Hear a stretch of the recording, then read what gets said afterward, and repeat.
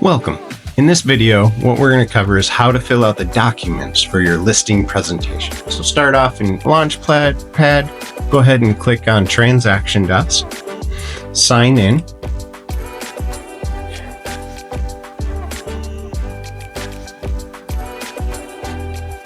And from here, we'll just go ahead and create one. Remember, for a listing, you're going to put an L and then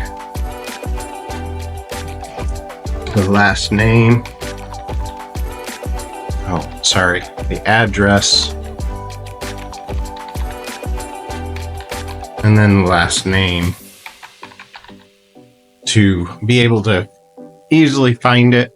And mostly because I mandate that you do it because we both operate in here and I have to be able to find the transaction you're working on. So then pick the transaction for the template for a residential listing template. All right, and then you would import the data, and we'll go ahead and do this for CRS Middle Tennessee Real Estate MLS. And then I just click on tax data, pick the county, and I'm going to use my address or office address right now.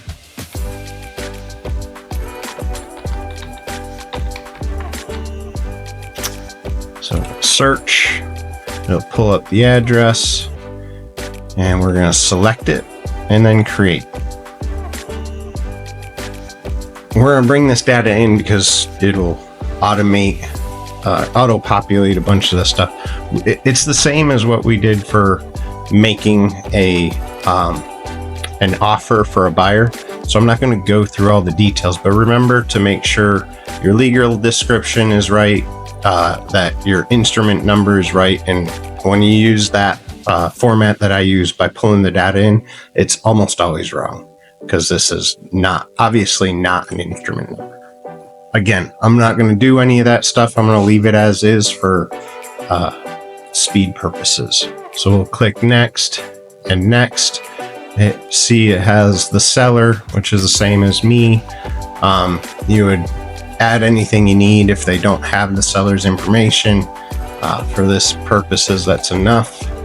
And then in here, so here are the documents you're going to need. First, you're going to need an exclusive right to sell listing agreement, making sure you're the designated agent. Okay. So once we open it, you're going to have all of this auto-populated because you already filled it all out. So if there was two, just always remember to get that end in there, but there is only one. And then we make sure that all the top part is filled out properly. And then we would, go through here, and if it has a garage door opener, you'd put in either NA. If it doesn't, is what I like to put in there, or if you have a garage, then you put in there. These dot pay are, you might leave this blank actually, because you might not know these things before your listing consultation. Also leave all of these areas blank and you'll fill them out with the seller, the listing price, the starting date, the terms, all that stuff. Unless you know these details before you go to this listing presentation, you'll probably just leave them all, most of the things blank. Here on the carryover clause, I would put 90 days just to have that preloaded because that's what I do all the time. This one, I would leave the possession because they might want to have a temporary occupancy or something like that.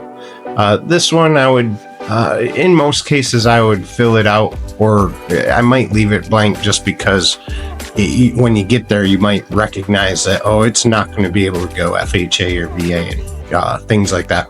And with experience, you'll start to be able to identify that stuff.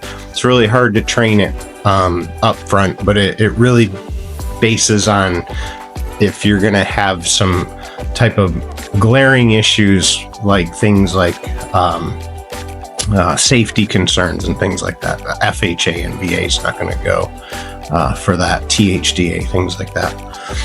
This part I almost always fill out. So for my listings, you can see that I've gone with various, because it is a negotiable part. It's always negotiable. So the compensation for the broker for sale is going to be if you're going for 6% total, you can put 6% in there, and you're going to give 3% of that to the cooperating broker. Again, fully negotiable. I'm not telling you what to put in here. I'm just showing you how. You can either do this up front, or you can negotiate it at the table. And again, sometimes it's 6%. Sometimes I do it for less. Just depends on the complexity of the deal. We talk about that more in meetings, on like why I would change my mind, or how I would do that.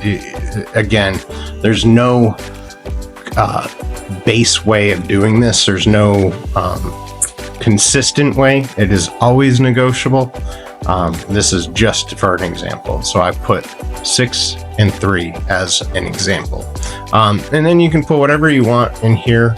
If somebody is to lease, you can put anything from 0, as you see I have there, to you can charge them $1,000 if you want, if they decide to rent instead of selling.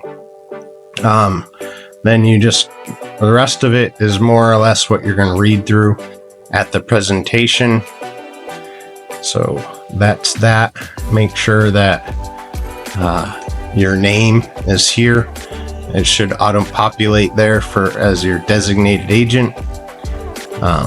I typically assume that a seller is going to waive the home protection plan.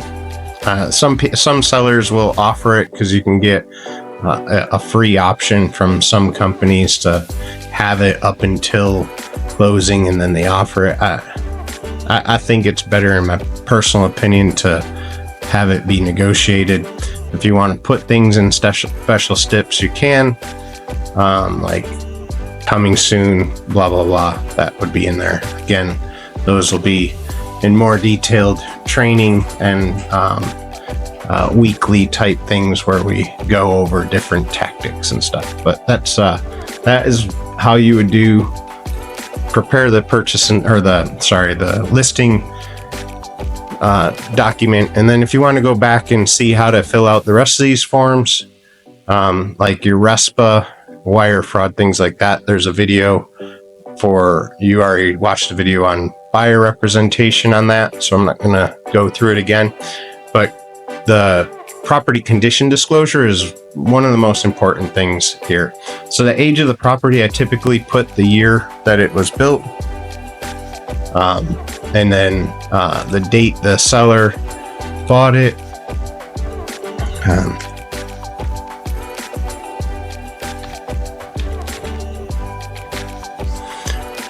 and then does he occupy it. Like, these things you likely know beforehand, and if it's site built or not site built. Then as far as the rest, I leave it blank, and you should leave it blank, because this is to be filled out with the seller. So you'll just fill this out in pen in person, asking them all the questions. So that is really all you have to do to fill out the documents to prepare for your listing presentation. If you have any questions, again, always reach out to your mentor. We will chat soon.